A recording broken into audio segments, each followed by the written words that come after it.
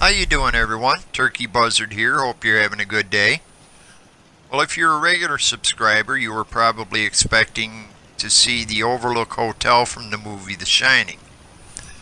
Now, last week I did a video on the hotel, and I did it at closing time when there was actually nobody in the hotel. I wanted to do a version later in the season when all the crazy people and the dead bodies and everything show up.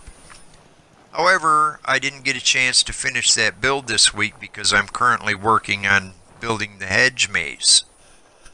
So I decided, since I didn't have that finished yet, it'll have to wait one more week, and I figured I'd show you a build I did here at the Slog.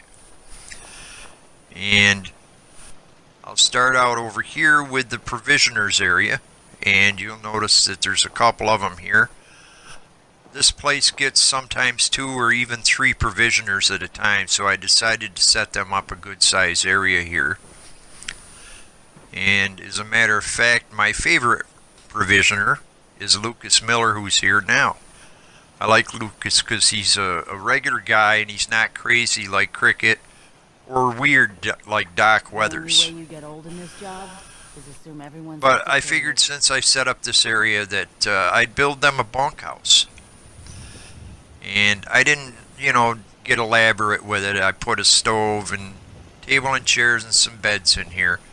But I'm really glad I did, because the provisioners use this all the time. They come in here and they sleep. They sit at the table. I was surprised that they actually use this all the time.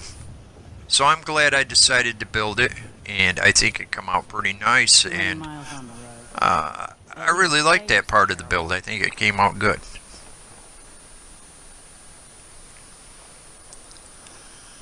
You'll notice I put up some cast iron fences. I put them all the way around. And I pretty much tore this place right to the ground with one exception. And that's Arlen Glass's workshop area. Now, Arlen Glass is part of a quest, so you can't tear down his workshop. So I decided to add to it. I moved the workbench over here, and I added the chemistry station and the weapons and armor workbenches. So, it's a nice area to come and use the workbenches. And it's probably the shabbiest part of the build. As I said, I tore the entire place pretty much to the ground. And I decided to make it, a pretty nice place for them. So I got rid of the tar berries and I filled the pool up. And I also went around and replaced all their lounge chairs and tables with nice ones.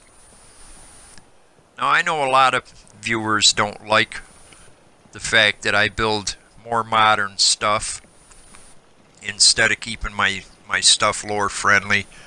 But, there's a lot of people out there that do really nice lore friendly builds. So if that's what you're looking for, there's a lot of lore friendly builds out there that you can check out. Personally, I like the more modern stuff. Not saying that I won't ever do any lore friendly stuff, but for the most part, I like doing the more modern type stuff. So I decided to add a greenhouse for these guys, since they have a large area where they work on their plants. And the greenhouse itself came from the Snap and Build mod, which gives you all the pieces, plus it gives you the piping and the water, so you can set up a really nice greenhouse for them. So I think that come out pretty nice.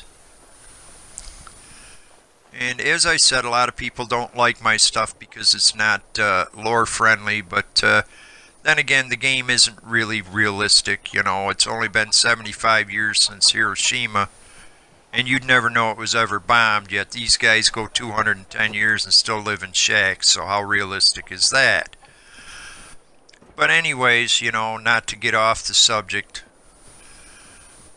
as I said, I pretty much rebuilt this entire place. And you'll notice that I kept the same theme. The only difference is I gave him nicer stuff. I raised the whole thing up. I used steps and raised the whole thing up, thinking that I could get rid of a lot of the problems like the grass and stuff. Which I did get rid of the grass, but there's certain textures in this build that you can't get rid of. Now the skylights, I put those back in, gave them nice ones. And as far as the textures, I'll show you what I mean here when I show you the other room. But for now, let's look at this bedroom. And of course, we got a bathroom over here. So that came out pretty nice. And you know, you'll notice I like to use these bunk beds. They're a really nice way to put a lot of beds in and not have to use up a lot of space. And over here is the other bedroom, and you'll notice what I was saying about certain textures, like these water spots on the floor. You can't scrap those. Those are textures that are put in that you can't scrap. Same way, when we go outside, I'll show you the walls. The walls have scum on them. The scum is a texture that even if you scrap everything, you still see the scum floating in midair. So those are textures that can't be removed. But I just decided to set them up, you know, a really nice place to live. And I think it came out pretty nice. Here's what I was saying about the textures. Notice how the wall looks all scummy and stuff. If I remove the wall, you'll still see that scum floating in midair. Those are textures that you just can't scrap. But I think it came out pretty nice. But hopefully you liked it. If you did, I appreciate you hitting the like button. And I promise to try to get the build done next week for the Overlook Hotel. And of course it'll be the crazy version. So I want to thank you for watching, and I will see you again next week.